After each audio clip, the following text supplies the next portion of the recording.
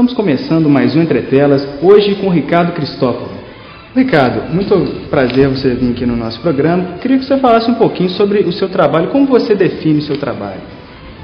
Bom, eu sou um artista que me interesso especificamente por uma produção artística contemporânea, que é uma produção específica dentro do cenário artístico. A gente, mesmo estando no espaço contemporâneo, a gente tem artistas afinados com determinados tipos de proposições artísticas, tendências mais modernas, tendências mais acadêmicas.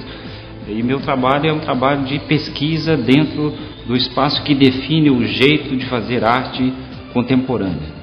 E nessa última mostra sua, né, Objetos à Deriva, como foi a repercussão e o que você queria expressar com aqueles trabalhos?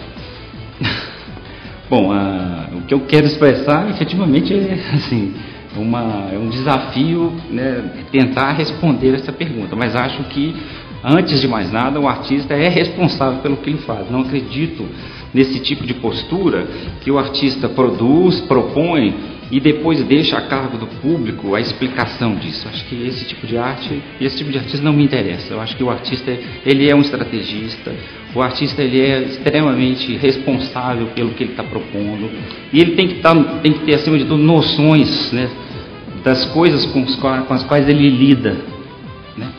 A minha trajetória artística, ela foi muito determinada por uma influência de determinados valores, que eu diria assim, históricos, assim, da minha própria história pessoal.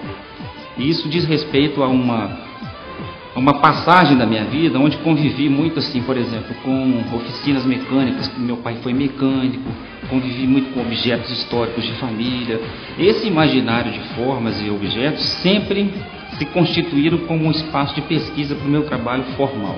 No campo da escultura, meu trabalho é muito interessado na forma, como também é muito interessado na história do objeto, assim, como um objeto, ele entra na sociedade, cumpre um espaço de vida e, ao mesmo tempo, ele é descartado ou não, ou seja, às vezes ele se torna um objeto de museu, às vezes ele se torna um objeto afetivo, às vezes ele se torna um objeto que vai ser reciclado, às vezes ele se torna um objeto que vai ser reaproveitado. Essa questão conceitual do objeto, que é uma questão da denominação, ou seja, é o ser humano que cria os objetos e também é o ser humano que destrói os objetos, e essas funções assim já foram, até em termos de sociologia e filosofia, bastante pensadas, sempre me interessou na arte, assim. Então minha produção escultórica, ela é muito pautada por essa questão da relação humana com o objeto. O que eu faço naquela exposição é exatamente isso, assim, uma espécie de tensão de reconhecimento de como a gente conhece objetos, às vezes pelo grau de tatibilidade, assim, por um grau de relação manual. Às vezes a gente conhece objetos pela memória, a gente conhece objetos pela relação afetiva, né? Então, toda a construção formal daquela história que está por trás dessa exposição é calcada no objeto. Na sua opinião, quais são as principais tendências da arte contemporânea no Brasil? É possível a gente fazer um mapeamento assim?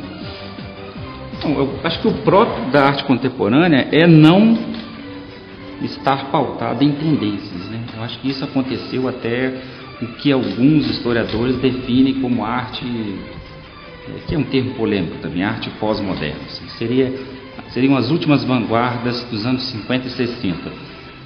Vanguardas no sentido porque existiam como grupos de artistas que se aproximavam por interesses, ou críticos que, através de certos interesses, conseguiam mapear cidades ou pessoas, trabalhando dentro de proposições artísticas muito próximas. Então, por exemplo, isso se deu no Brasil até os anos 60, assim, com concretismo, neoconcretismo, com arte conceitual. Daí para frente, eu acho que é uma espécie de implosão da possibilidade de se ter movimento artístico, ou seja, o próprio contexto, né, social, a globalização, né, ela impossibilitou o conceito de vanguarda. Então você pode até ter artistas que podem ser aproximados em geografias muito distantes, assim. Um artista japonês trabalhando sobre os mesmos conceitos operacionais que os meus, que todo o Brasil, eu nem conheço o cara, nem sei quais são as referências dele. Mas a gente pode chegar a lugares comuns, assim, o trabalho pode comungar certas ideias, né? Então a gente vê que, por exemplo, as grandes mostras temáticas do mundo, Bienal de Paris, Bienal de Veneza ou Bienal de São Paulo, elas têm se pautado sobre esses recortes que são mais internacionais, assim, raciocínios sobre o mesmo tema. procedimentos operacionais que estão pautados sobre os mesmos interesses, né? Então as mostras viram mostras quase que temáticas, não no sentido de formar uma tendência, né? Mas de perceber, num certo contexto, artistas interessados nas mesmas questões, né? Agora, a arte contemporânea é uma arte de pesquisa, uma arte de pesquisa é uma arte que está sempre arriscando, assim, arriscando territórios novos, né? Arriscando posturas novas, né? Assumindo jeitos diferentes de fazer arte. Acho que o jeito de fazer arte contemporânea é diferente do jeito de fazer arte moderna. Eu acho que isso é que determina a produção contemporânea. Então, Ricardo, a gente gostaria de agradecer a sua presença aqui no Entre Telas. Muito obrigado. Até a próxima, quando você tiver novos lançamentos, ideias, a gente vem conversar com você de novo. Obrigado. O Entre Telas fica por aqui e até a próxima. Valeu.